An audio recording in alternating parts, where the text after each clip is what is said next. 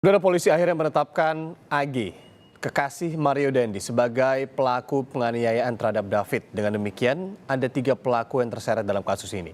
Bagaimana mengawal proses hukum ini, apalagi melibatkan anak-anak? Pagi ini kita akan membahasnya dengan sejumlah narasumber melalui daring. Ada pemerhati anak yang juga Ketua Dewan Pakar Federasi Serikat Guru Indonesia, Retno Listiarti. Bu Retno, selamat pagi. Selamat Kemudian pagi. ada pakar hukum pidana, Heri Firmansyah. Pak Heri, selamat pagi. Selamat pagi, Dan Assalamualaikum. juga, waalaikumsalam, ada psikolog forensik Bang Reza Indragiri. Pak Reza, selamat pagi. Pagi, Assalamualaikum.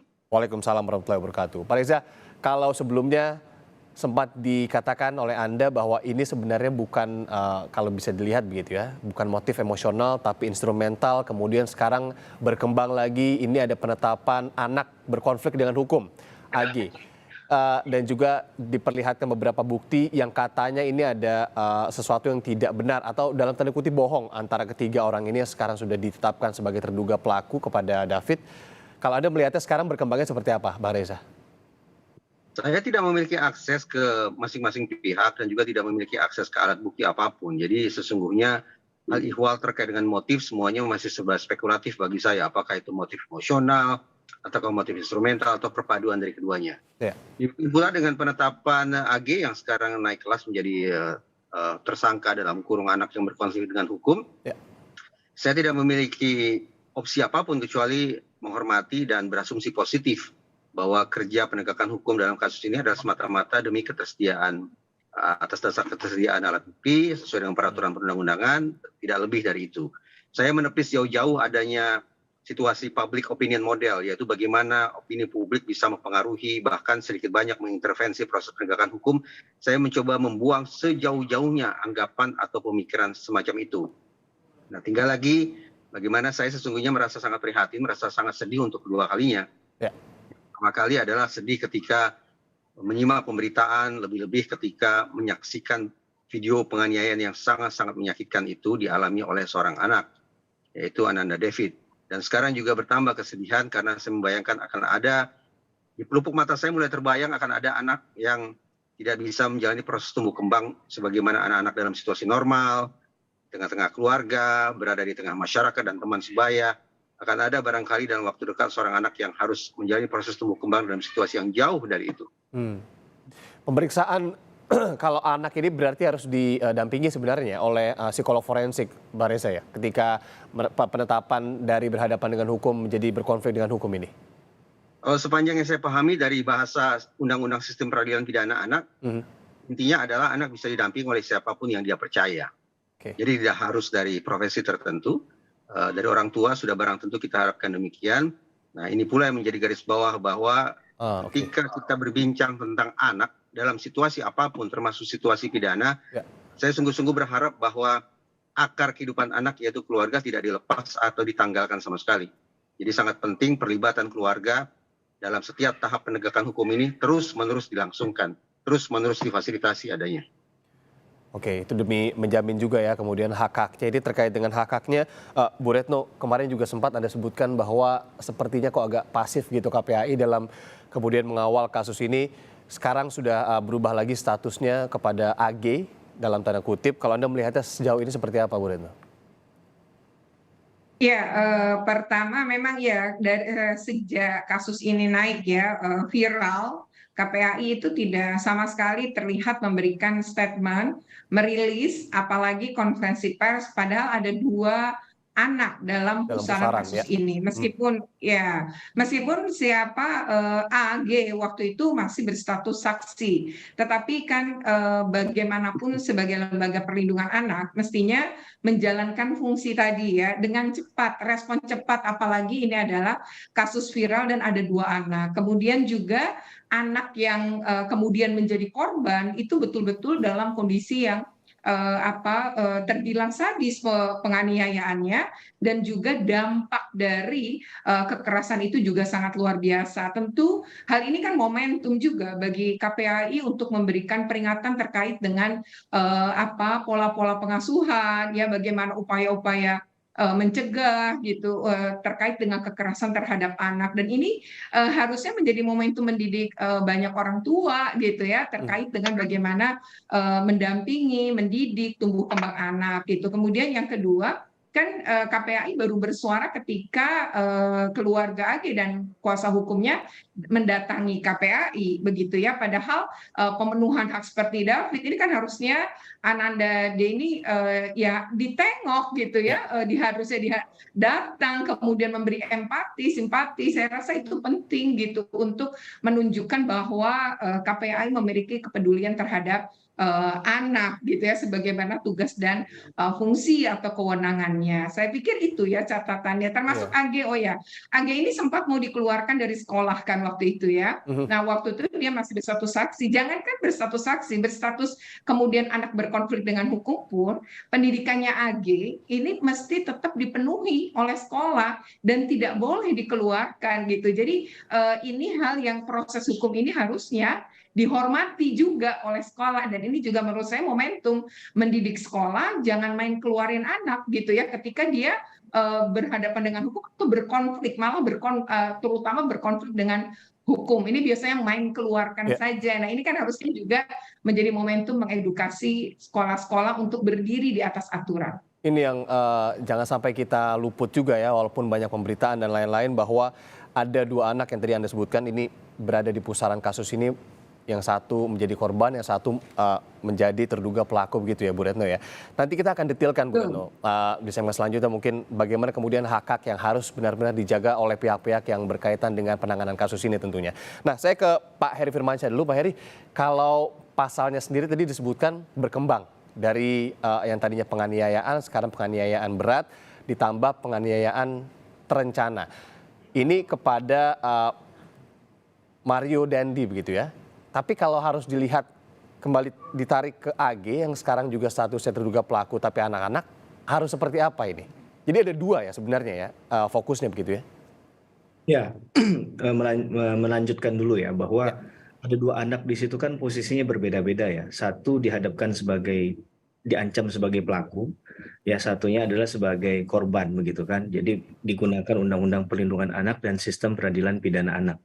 Nah, kan kalau untuk secara keseluruhan ada satu tambahan ketentuan undang-undang lagi, yaitu KUHP kan, ada dikenakan 354 dan 355 KUHP untuk tersangka utama yang pastinya.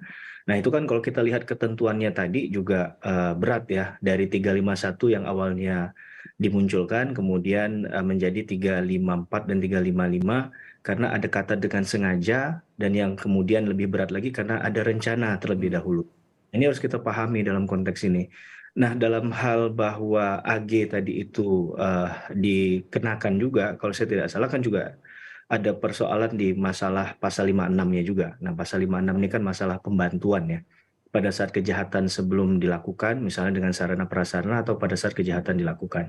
Menurut saya tinggal ini diperhatikan saja secara proporsional apa yang sudah dilakukan oleh masing-masing pihak ya terhadap aksi perbuatan yang kita sepakat tidak dibenarkan dalam konteks apa melakukan kekerasan terhadap orang lain, terutama yang dilakukan juga adalah anak ya, dan dilakukan kemudian disiarkan ke berbagai media akhirnya karena diketahui hal itu adalah bentuk kekerasan yang kita kecam.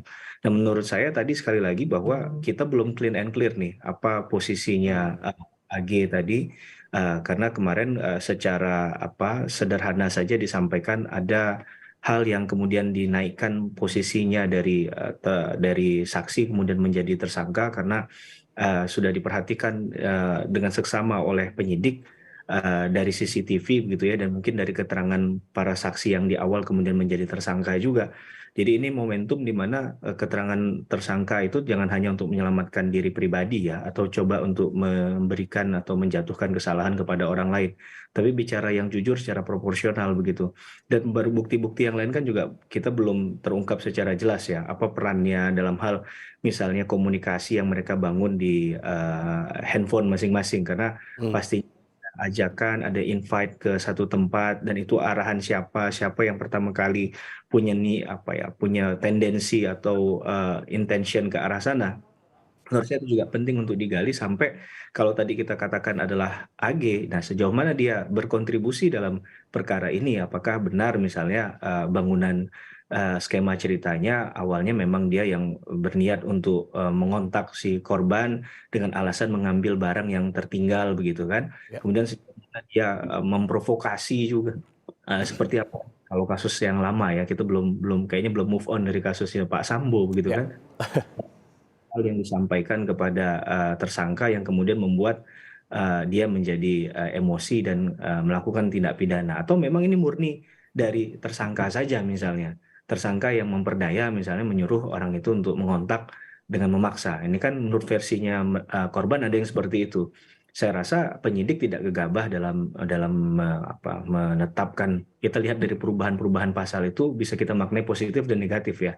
Bisa saja memang ternyata menurut penyidik kemarin belum lengkap dan ini adalah hal yang sudah dipikirkan secara matang gitu. Dengan kita lihat ada subsidiaritas di sana. Ya. Berarti ancaman pidana yang paling berat sampai pidana yang paling ringan. Kalau terbukti yang di atas ya berarti yang di bawahnya nggak perlu dibuktikan. Jadi saya lihat ini masih dalam proses yang wajar, namanya di tahap penyidikan ya pasti semua kemungkinan dan juga banyak hal dipikirkan secara detail oleh penyidik ya begitu. Iya. Pak Reza, kalau kita seperti selalu diperdengarkan bahwa ini adalah kejadian penganiayaan yang dilakukan oleh anak dalam tanda kutip seorang pejabat pajak kepada David begitu ya. Tapi kita lupa bahwa sebenarnya Mario Dandi ini juga sudah tidak anak-anak lagi begitu, sudah dewasa yang kemudian melakukan penganiayaan kepada anak David dalam tanda kutip apapun alasannya dan tidak bisa dibenarkan. Apa yang Anda bisa pahami dari kasus ini?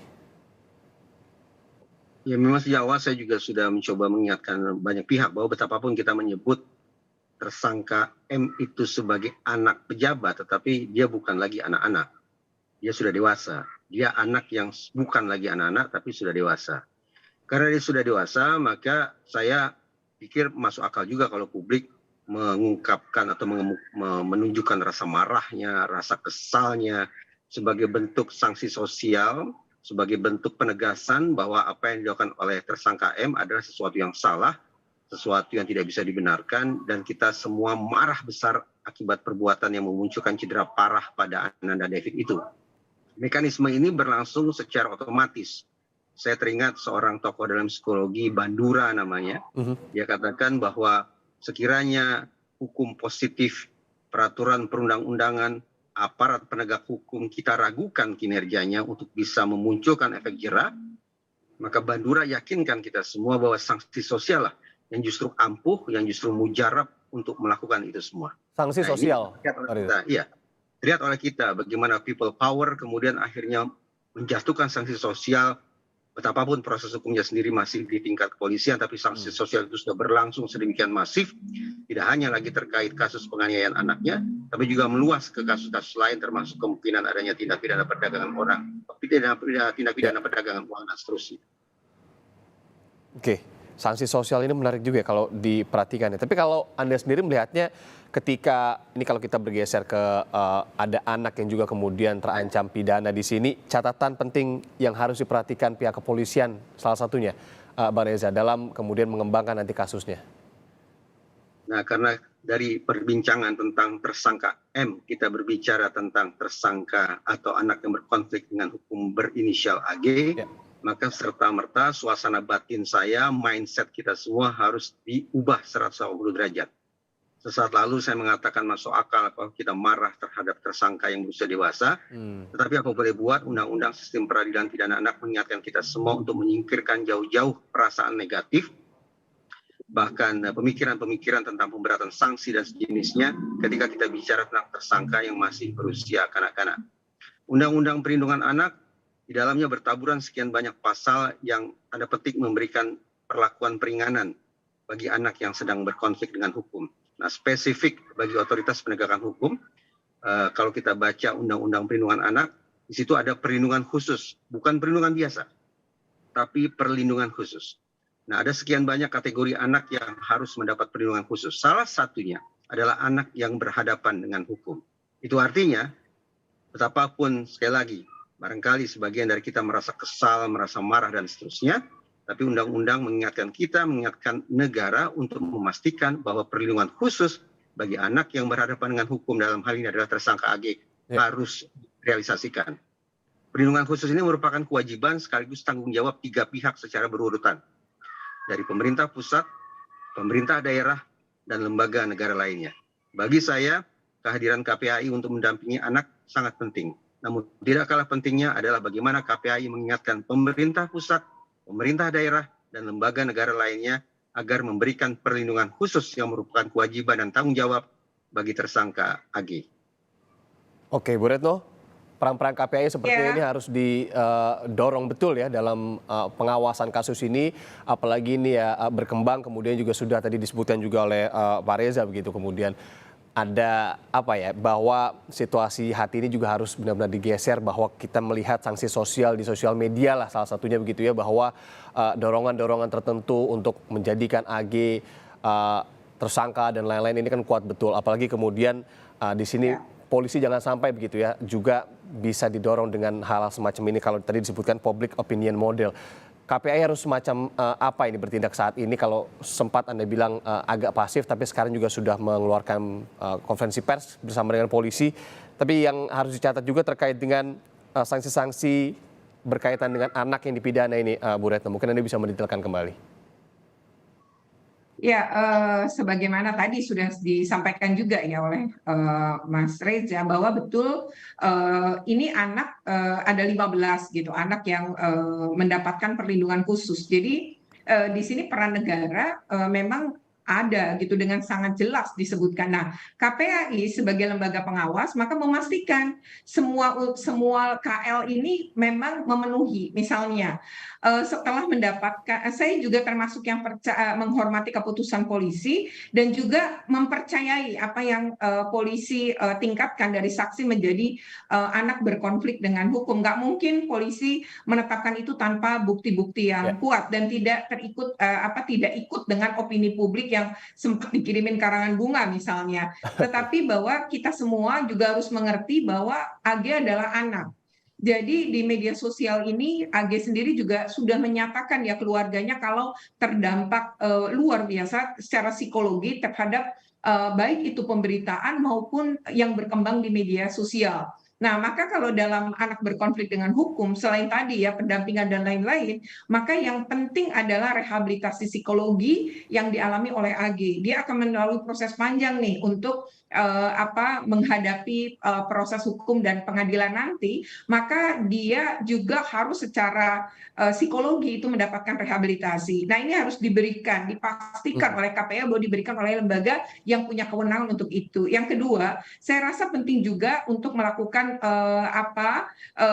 pemenuhan hak-hak AG yang lain ya, tidak hanya perlindungan psikologi, tapi bagaimana misalnya sekolah bisa memberikan PJJ ya, yang selama ini katanya memang pembelajarannya online, tapi bahwa hak-hak si AG untuk mendapatkan pembelajaran selama proses ini tetap harus dijamin meskipun dia statusnya sudah meningkat dari saksi menjadi anak berkonflik dengan hukum. Itu sebenarnya dua hal dalam jangka pendek yang mestinya dilakukan oleh KPAI. Saya rasa itu penting dan mudah betul sebenarnya KPAI berkoordinasi untuk memastikan semua itu diberikan kepada saksi AG. Pada anak berkonflik dengan hukum yaitu AG ini. AG, oke. Bu Retno, Pak Heri, Pak Reza, nanti kita lanjut usai jeda, tapi kita harus melihat jeda dulu sejenak. Saudara tetap di Sapa Indonesia Pagi, kami akan segera kembali. Saya langsung ke Pak Heri lagi nih, pakar hukum pidana. Pak Heri, kalau kemudian melihat realisasi begitu ya dari hal-hal yang mungkin pernah terjadi di Indonesia terkait dengan perilaku pidana yang kemudian disematkan kepada anak-anak berkonflik dengan hukum, kalau kita tidak bisa bilang sebagai tersangka begitu misalnya, apa yang kemudian Anda perhatikan dan ini harus benar-benar kemudian nanti ke depan diperhatikan juga oleh para penegak hukum ini untuk menjamin hak-hak anak, termasuk anak yang berkonflik dengan hukum ini bisa terjamin, Pak Heri?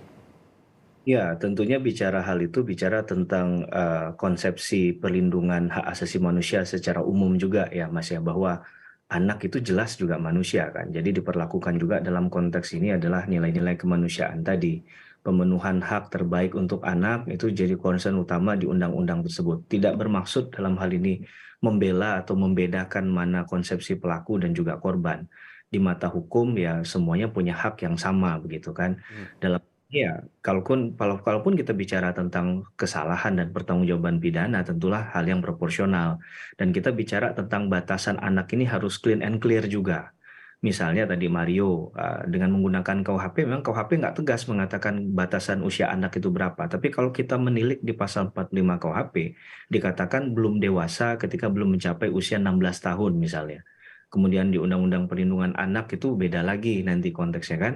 Bahkan di awalnya 8 tahun di Undang-Undang 3 1997 kalau saya tidak salah, mohon dikoreksi juga. Kemudian kan naik menjadi 12 tahun ketika ada putusan Mahkamah Konstitusi ya. 25 Februari 2011 putusan PUU 8 Romawi tahun 2010. Itu menaikkan usia batasan anak dari 8 menjadi 12 tahun. Dan dalam Undang-Undang Perlindungan Anak itu ya tadi ada yang sampai batasan sebelum 18 tahun atau belum menikah. Ini kan harus diperhatikan agar subjek hukumnya menjadi jelas sehingga pendekatan terkait dengan penerapan pasalnya juga tepat gitu ya. Kita memahami bahwa banyak orang yang kemudian mengecam hal ini dengan keras karena sesuatu yang memang tidak pantas dilakukan, apalagi terhadap anak yang ya dari konsepsi kekuatan dia pasti orang yang tidak berdaya, apalagi kalau dilakukan dengan orang yang lebih besar dari dirinya dan punya kekuatan lebih besar. Ini kan yang kemudian memicu kemarahan banyak orang terkait hal ini. Sekali lagi, kita bicara logika hukum, kita kembalikan kepada penyidik. Penyidik pun sudah melihat itu dengan berbagai sudut pandang begitu ya. Apa yang kemudian tepat dan kemudian penerapannya dalam hal kasus ini untuk masing-masing tersangka. Sehingga ada kalau dia memang hanya membuat tindak pidana itu menjadi berjalan dengan lancar dalam tanda petik begitu ya, dia memberikan melakukan perbuatan itu, maka dia mungkin dikenakan sehingga pasal 56 KUHP itu muncul di sana masalah pembantuan tadi. Jadi rasionalitas dalam hal penerapan penegakan hukum ini penting juga bagi kita, bahwa bukan berarti kita hanya melihat dari sisi emosional sesaat, tapi ini sesuatu yang harus dapat dipertanggungjawabkan. Maka tadi kepolisian kan juga melapis hal itu ya. Kalau kita sebut dengan orang bahasa yang umum dikenal itu kan adalah pasal berlapis begitu ya. Ada lapisan pasal yang digunakan untuk menjerat tindak pidana ini karena ya mau nggak mau memang ini jadi concern publik ya, agar ke depan tidak terjadi lagi hal-hal semacam ini, tidak ada lagi David yang lain.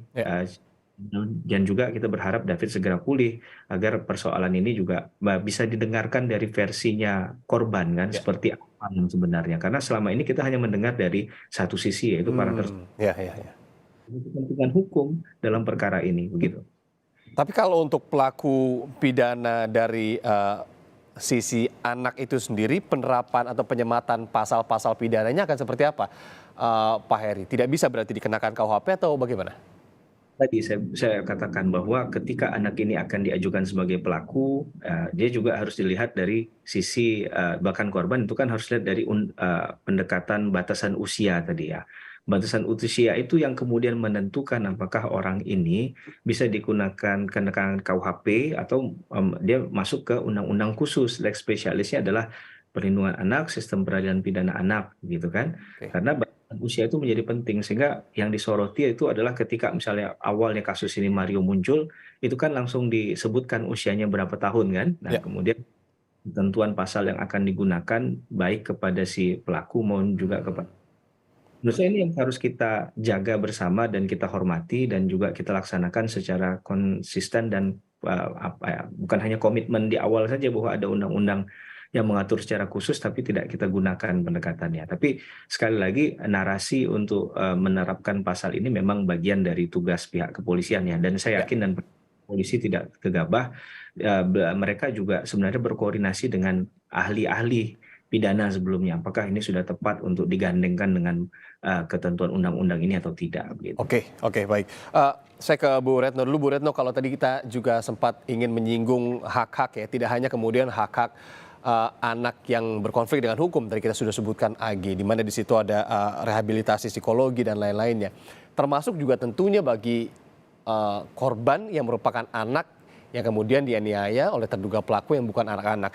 Hak-haknya pasti akan lebih, kalau saya melihatnya akan lebih tebal lagi yang harus kemudian dijaga begitu ya oleh banyak pihak di sini. Mungkin Anda bisa menjelaskan sedikit tentang itu. Iya, karena dia sekarang sedang dalam kondisi sakit ya. Seharusnya memang sih pemulihan kesehatan pun ya di dalam apa undang-undang itu ya soal perlindungan khusus sebenarnya menjadi haknya dia juga gitu ya. Oke. Jadi Oh, pemulihan oke. kesehatan termasuk tentu dalam hal ini kan jatuhnya bisa dikaitkan dengan pembiayaan ya. Kemudian yang kedua itu bisa saja kalau misalnya si keluarga pelaku tidak mampu, memang akhirnya menjadi kewajiban dari misalnya dinas kesehatan, maksudnya pemerintah daerah maupun akhirnya menjadi pemerintah pusat gitu ya. Kalau merujuk atau melihat gitu rincian dari hak-haknya dia. Tetapi ini kayaknya memang sudah tertangani ya, entah bagaimana di rumah sakit swasta dan tampaknya juga menolak pemberian biaya dari keluarga pelaku. Ya. Kemudian yang kedua adalah terkait dengan rehabilitasi psikologi kalau dia kemudian sudah pulih. Dan karena memang lukanya berat kalau berdasarkan dokter ya, misalnya